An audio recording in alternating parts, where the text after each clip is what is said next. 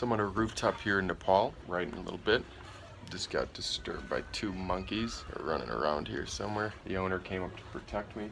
You know, just after you think the book's going good, had a day of doubt. I don't know, second guess myself, I guess. I guess part of me knows that if it worked or didn't work, you know, I'd change either way. But there's that little bit of lure. If it does work, you would have money, you would be free. You know, you can become a lot of different people with that. I'd do the right thing, I'd keep writing, but there's a little fear for temptation as well. It'd be easy to be misguided, to lose sight. You know, to the man that made it, you know, I'm proud of you. You worked really hard, you sacrificed a lot. But don't forget who you are. You know, there's always been a kid inside you that a good heart. You know, do it for that kid. The one that grew up on 3217 Country Run Drive in Appleton, Wisconsin. Remember him. Remember the dream he had of making a difference. Message to the man who didn't make it. Not always about talent or skill. You know, some people will never hear you if they're not willing to listen. So it's okay. But to that man, I also say, did something courageous. And whether you deserve it or not, you've won by what you tried to accomplish, what you set out to do, and you grew as a person. So, you know, maybe it's not about winning or losing, but just how you grow. And you know what, at the end of the day, you love writing.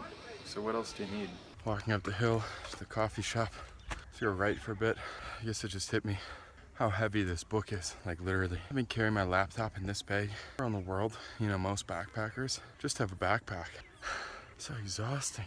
I mean, I love this book, but you know, as I look back, it's amazing how things connect. So if I had to go back and tell myself something as a kid, I would tell myself, never be afraid to follow your heart, because it knows where you're going. And I think we're all on this path looking for it. You know, but for me, there came a choice. My corporate job to stay on the safe path, or to follow a feeling into a cave, into a narrow path that you couldn't come back out of.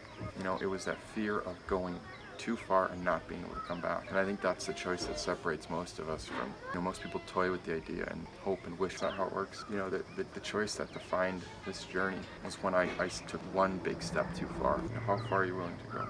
But I know the man that's old that watches this someday. I want to be able to look at myself and just say that, hey, you went for it, man. Did I get lucky? Yeah.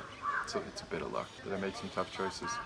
Yeah, I made some hard ones. But I think the thing that separates me from everybody is action. You know, I may have a very strange outlook toward things. My approach may not always be clear and concise.